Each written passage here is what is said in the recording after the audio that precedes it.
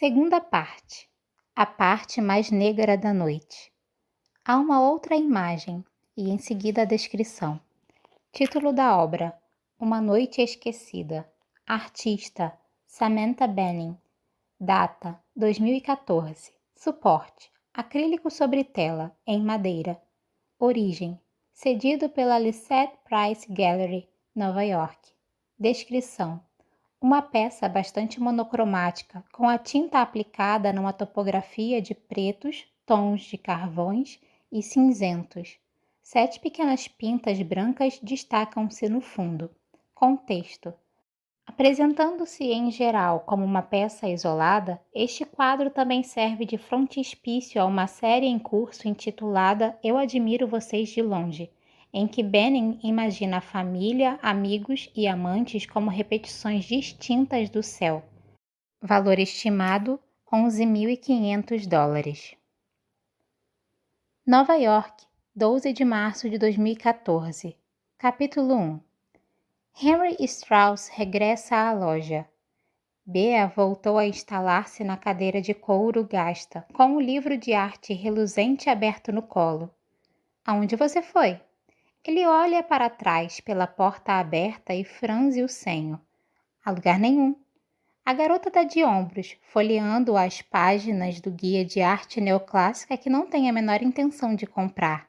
Isto aqui não é uma biblioteca. Henry suspira, voltando para o caixa. Desculpe, diz para a garota no balcão. Do que a gente estava falando? Ela morde os lábios. Emily é como Henry acha que ela se chama. Eu ia te perguntar se você queria sair para tomar alguma coisa. Ele ri um pouco nervoso, um hábito do qual está começando a achar que nunca vai se livrar. Ela é bonita, de verdade, mas há um brilho inquietante em seus olhos, uma luz leitosa familiar, e fica aliviado por não ter de mentir sobre já ter planos para esta noite.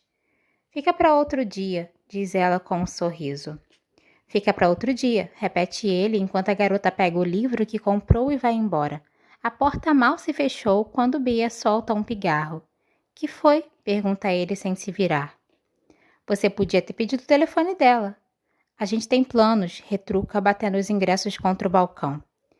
Henry ouve o estritamento suave do couro enquanto ela se levanta da poltrona.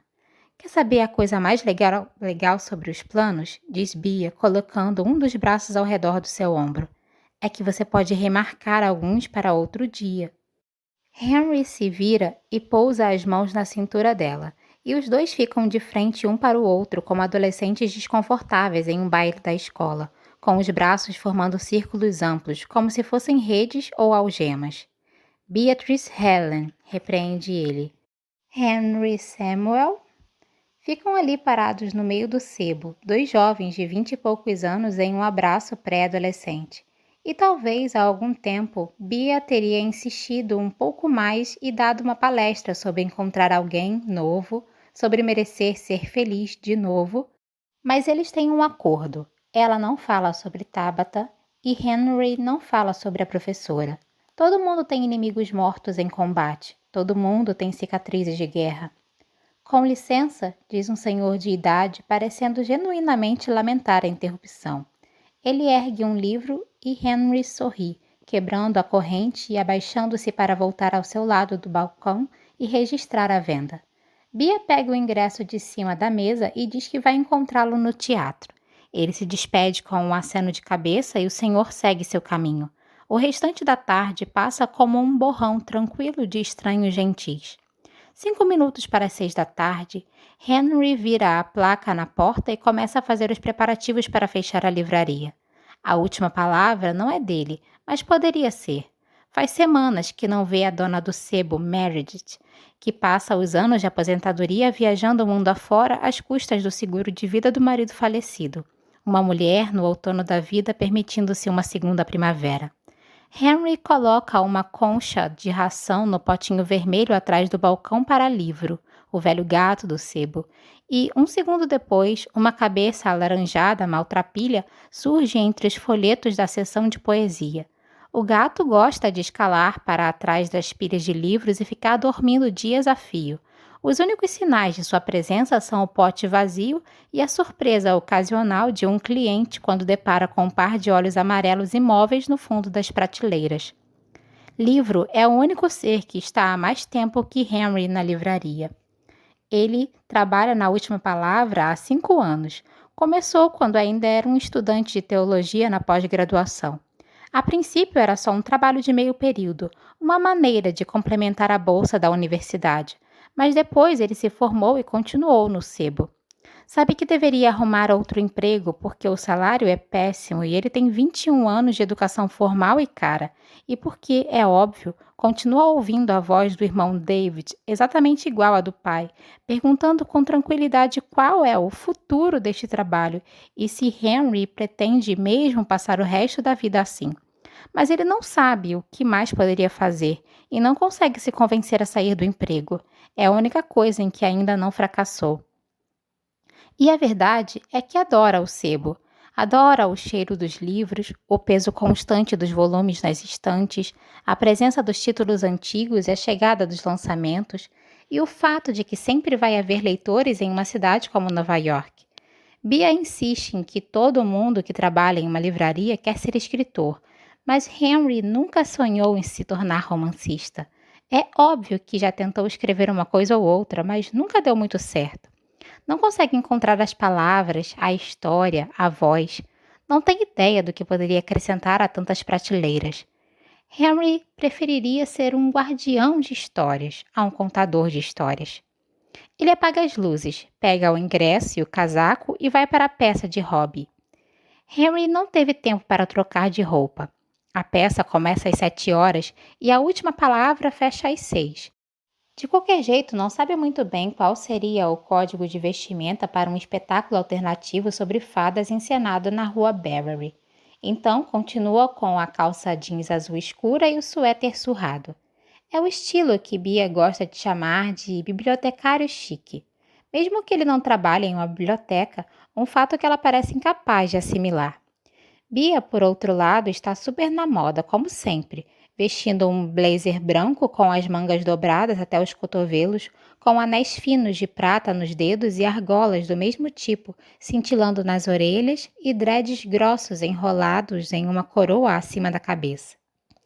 Enquanto esperam na fila, Henry se pergunta se algumas pessoas são inerentemente estilosas ou se são apenas disciplinadas o bastante para fazer a curadoria de si mesmas todos os dias. A fila anda e eles apresentam os ingressos na porta do teatro. A peça é uma dessas misturas esquisitas entre teatro e dança moderna que só existem em um lugar como Nova York. De acordo com Hobby, o espetáculo é ligeiramente inspirado em Sonho de uma Noite de Verão, com o ritmo de Shakespeare mais nivelado e a saturação intensificada. Bia dá um cutucão nele. Viu o jeito como ela olhou para você? Ele pisca, confuso. Quê? Quem? Bia revira os olhos. Você não tem jeito. O saguão fervilha ao redor e eles estão atravessando a multidão quando alguém segura Henry pelos braços. Uma garota, envolta em um vestido boêmio surrado, com as têmporas e as bochechas pintadas com padrões floreados em tinta verde semelhantes a videiras abstratas, identificando-a como uma das atrizes da peça. Ele viu os resquícios da pintura na pele de Robbie dezenas de vezes nas últimas semanas. Ela está segurando um pincel e um pote dourado. Você não está maquiado, diz com uma sinceridade discreta, e antes que ele possa pensar em impedi-la, a garota passa purpurina dourada nas suas bochechas. O toque do pincel é leve como uma pluma. A esta distância, ele consegue ver o brilho tênue e familiar nos olhos dela. Henry inclina o queixo. Como ficou? Pergunta, imitando a pose de um modelo, e apesar de estar brincando, a garota abre um sorriso sincero e responde: perfeito. Ele sente um arrepio ao ouvir a palavra e é transportado para outro lugar, onde uma mão segura a sua na escuridão e um polegar acaricia seu rosto. Mas Henry balança a cabeça para se livrar do pensamento. Bia deixa a garota pintar uma faixa brilhante ao longo do seu nariz e um ponto dourado no queixo. Depois dá um jeito de flertar com ela durante uns 30 segundos antes que a campainha soe pelo saguão e a fada das artes desapareça em meio ao mar de gente. Então eles vão em direção às portas do teatro. Henry entrelaça o braço no de Bia. Você não acha que eu sou perfeito, né? Ela bufa. Credo, óbvio que não. Ele sorri, contra a vontade, enquanto outro ator, um homem negro com tinta rosa dourada nas bochechas, entrega um galho a cada um deles, com as folhas verdes demais para serem verdadeiras. Seu olhar gentil, triste e brilhante se demora em Henry.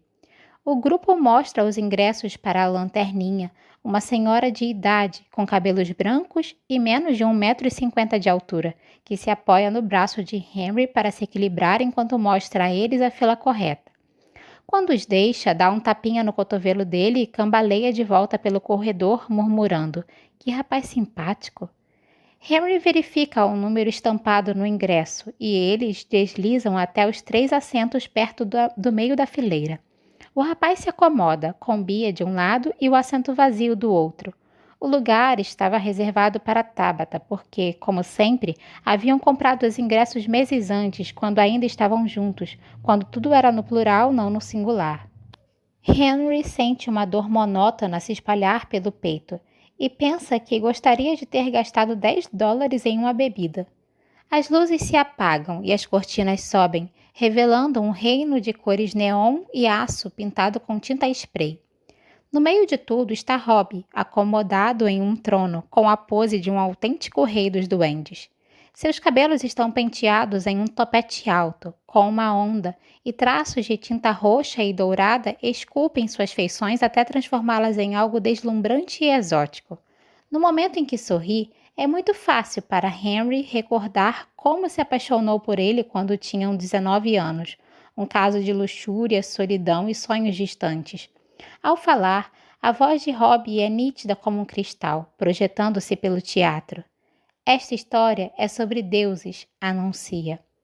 O palco se enche de atores, a música começa a tocar e por um tempo tudo fica mais fácil.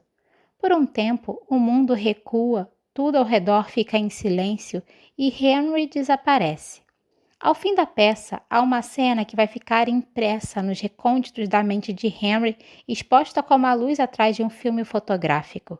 Robbie, o rei da rua Bowery, se levanta do seu trono enquanto a chuva cai em uma única faixa, cruzando o palco que, embora estivesse lotado de pessoas segundos atrás, agora de alguma maneira está ocupado apenas por ele.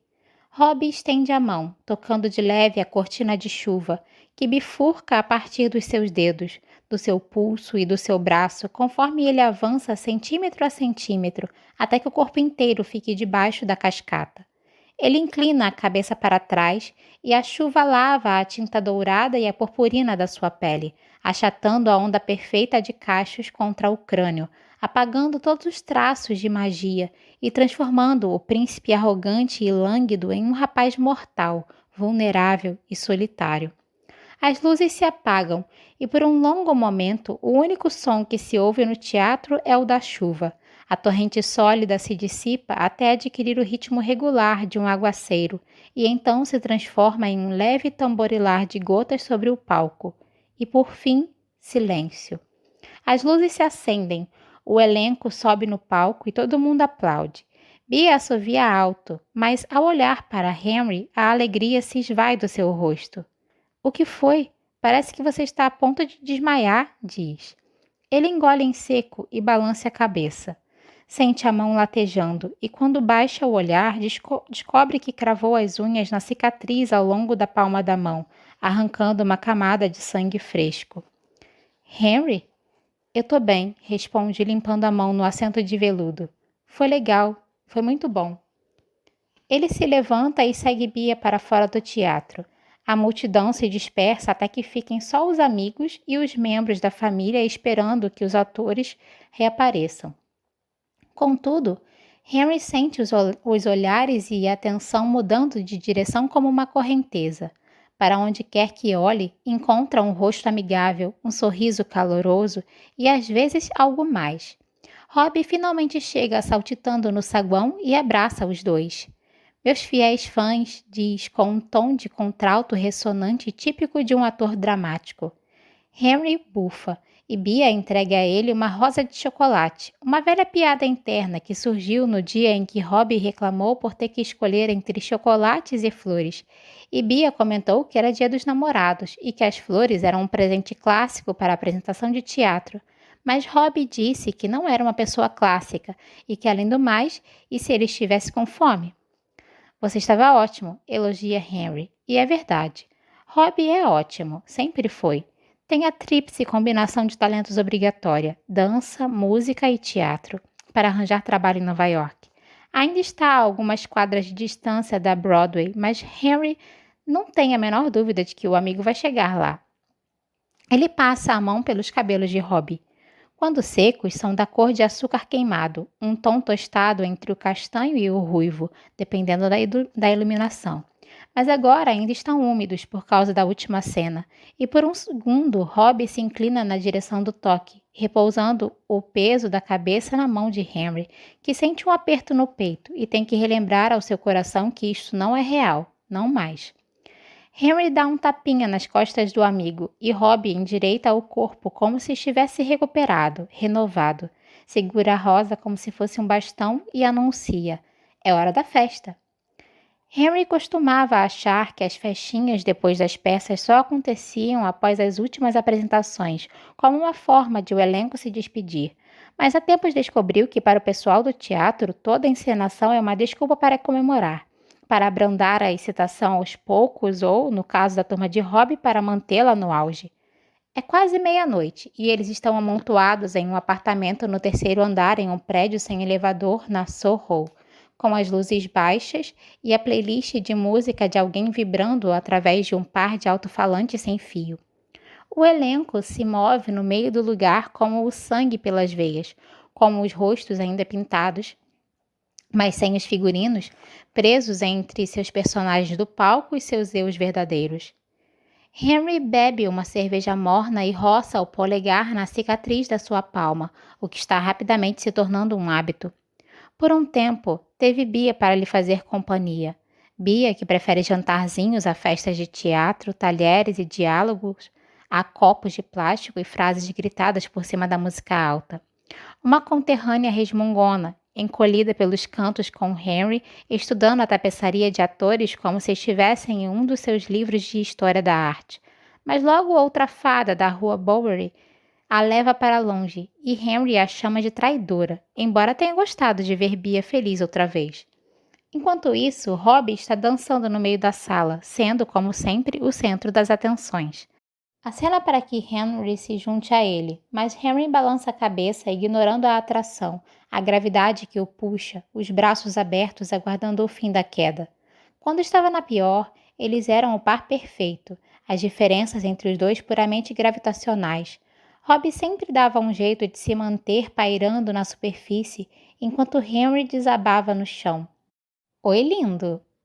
Henry se vira, erguendo o olhar por cima da cerveja, e se depara com uma das atrizes principais da peça, uma garota deslumbrante de lábios vermelhos cor de ferrugem e uma coroa de lírios brancos.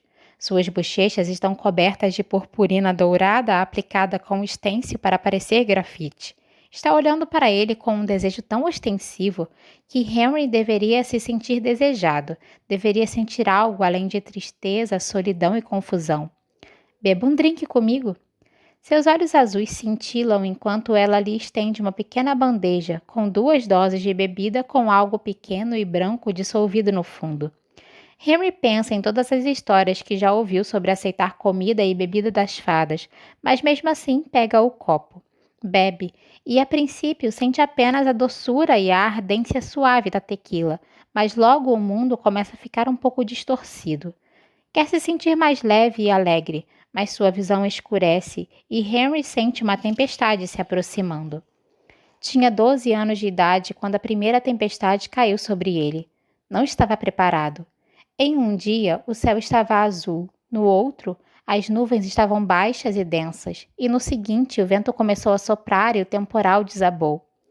Henry levaria anos antes de aprender a pensar sobre aqueles tempos sombrios como tempestades, antes de acreditar que iriam passar se ele conseguisse simplesmente aguentar tempo suficiente. É óbvio que seus pais tinham boas intenções, mas sempre lhe diziam coisas como se anima ou vai melhorar, ou pior ainda, não é tão ruim assim. O que é fácil de falar quando você nunca teve um dia chuvoso na vida? Seu irmão mais velho, David, é médico, mas também não consegue compreender. Sua irmã, Muriel, diz que entende que todos os artistas passam pelas suas tempestades, logo antes de oferecer a ele um comprimido da embalagem de balas de hortelã que carrega na bolsa. Ela os chama de guarda-chuvinhas cor-de-rosa, para combinar com a metáfora dele, como se fosse apenas um jogo de palavras perspicaz e não o único modo de Henry tentar fazer com que compreendam como é dentro da sua mente. É só uma tempestade, pensa de novo, enquanto se afasta do tumulto e dá uma desculpa qualquer sobre pegar um pouco de ar fresco. A festa está quente demais e ele tem vontade de sair, ir para o terraço, olhar o céu e se certificar de que o tempo não está feio, de que há estrelas, mas certamente não há estrelas. Não no Sorro. Chega à metade do corredor antes de parar e se lembrar da peça, de Hobby debaixo da chuva, e então estremece, decidido descer em vez de subir e ir para casa. Henry está quase alcançando a porta quando ela pega sua mão. A garota com a era se enroscando sobre a pele, a mesma que pintou seu rosto com purpurina dourada. Você de novo, diz ela. Você de novo, diz ele. Ela estende a mão e limpa uma mancha de tinta dourada na bochecha de Henry. O contato é como um choque de estática, uma centelha de energia no ponto em que a pele de um encontra a pele do outro. Não vá embora, pede ela. Henry ainda está tentando pensar no que dizer quando a garota o puxa para perto e Henry a beija, de modo rápido e incisivo, e se afasta quando ouve seu arquejo. Desculpe, diz automaticamente, como se fosse um por favor, um obrigado ou tá tudo bem. Mas ela levanta a mão e segura uma mecha dos cachos dele. Pelo quê? Pergunta, puxando a boca de Henry de volta para a sua. Você tem certeza? Murmura ele, embora saiba o que ela vai dizer, porque já viu a luz em seus olhos, as nuvens brancas que nublam sua visão. É isso que você quer? Henry quer a verdade, mas não a verdade para ele, não mais, e a garota apenas sorri e o empurra contra a porta mais próxima. Isto é exatamente o que eu quero, responde ela. Em seguida, entram em um dos quartos e a porta se fecha, abafando os barulhos da festa do outro lado da parede.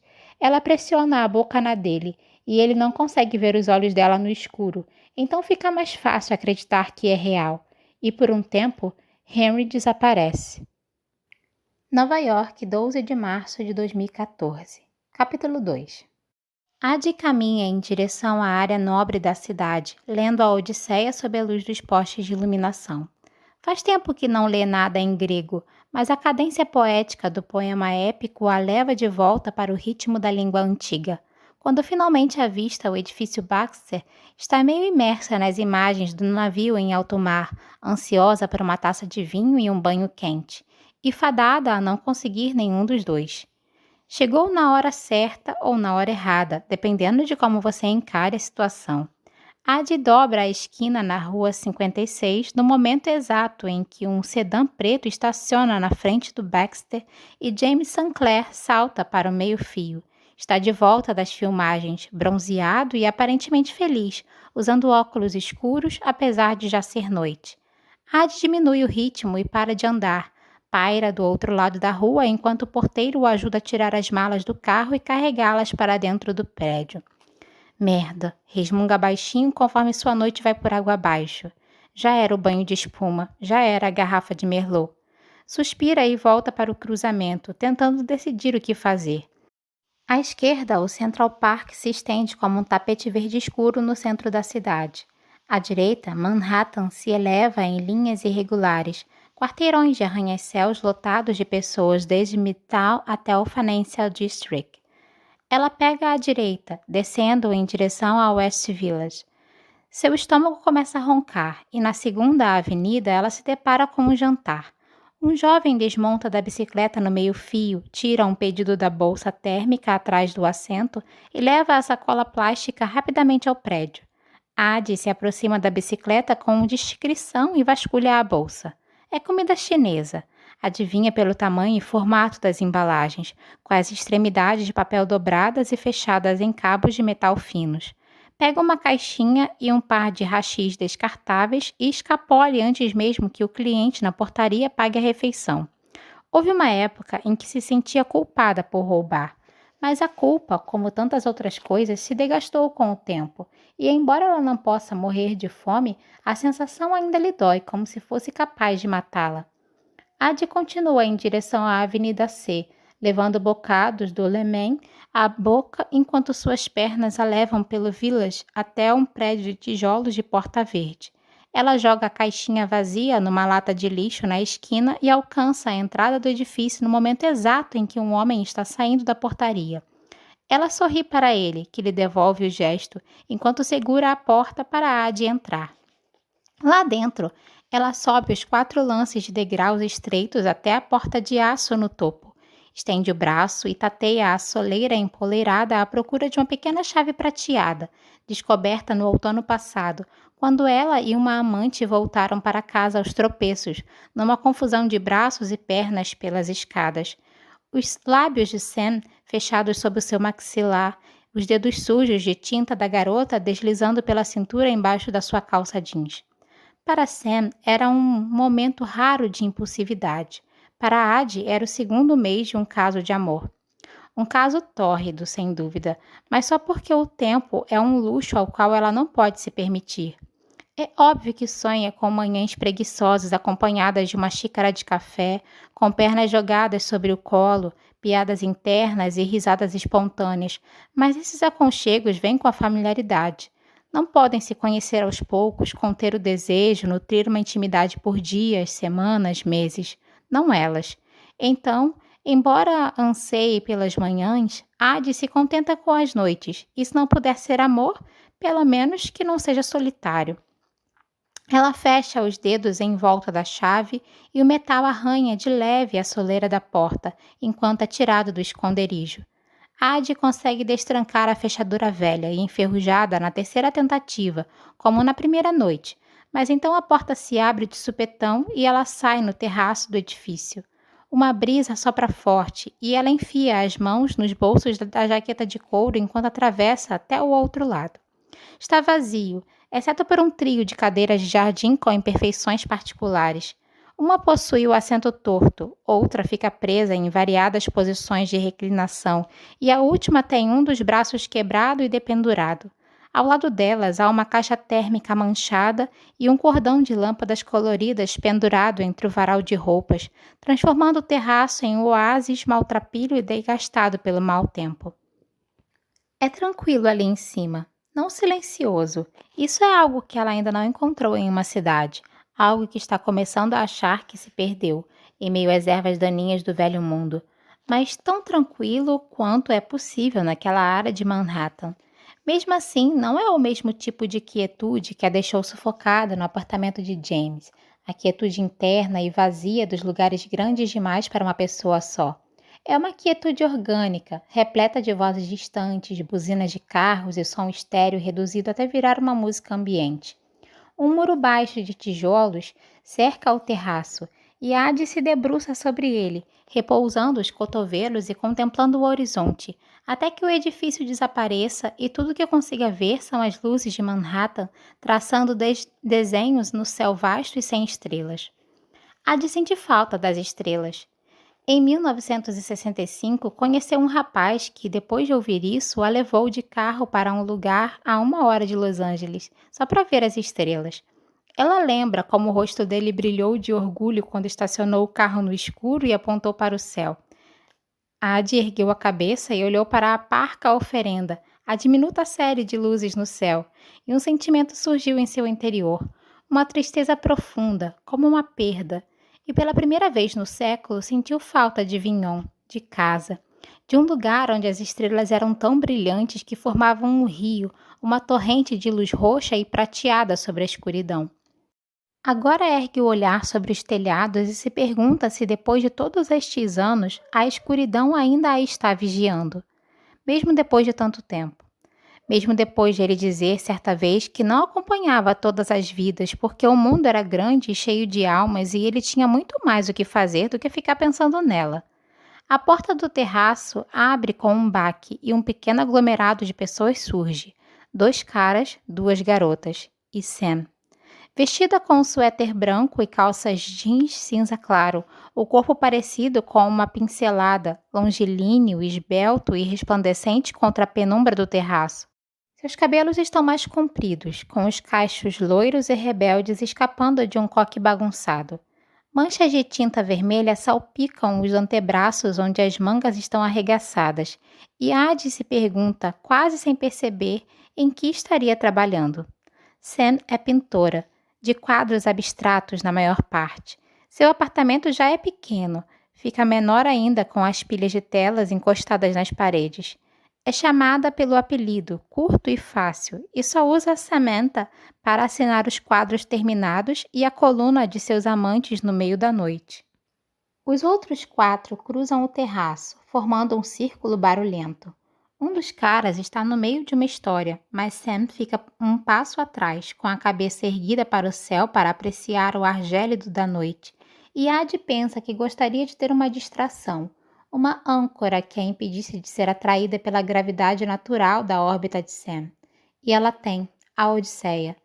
Ade está prestes a enterrar o nariz no livro quando os olhos azuis de Sam desviam do céu e encontram os seus. A pintora sorri, e por um instante é agosto novamente e as duas estão rindo enquanto bebem cerveja na área externa de um bar. Ade tira o cabelo da nuca para aliviar a onda de calor do verão, enquanto Sam se inclina para soprar sua pele.